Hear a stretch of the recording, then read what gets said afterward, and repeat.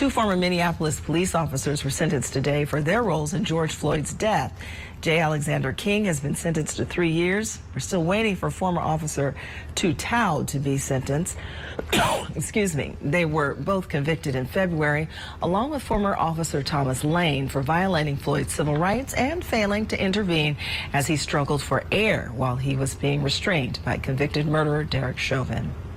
Newsy's national correspondent, Meg Hilling, joins us live from Chicago with more details today about the sentencing. Good afternoon. Good to see you.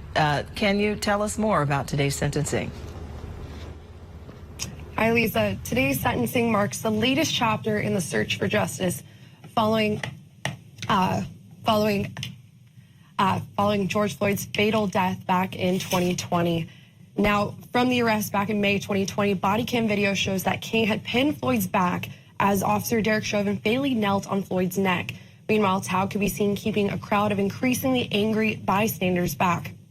Tou argued during his trial in February that he was serving as a full-time crowd control and never touched Floyd. King testified he thought Floyd was on drugs and delirious. Prosecutors had argued that if either officer had acted to stop Chauvin, Floyd would be alive.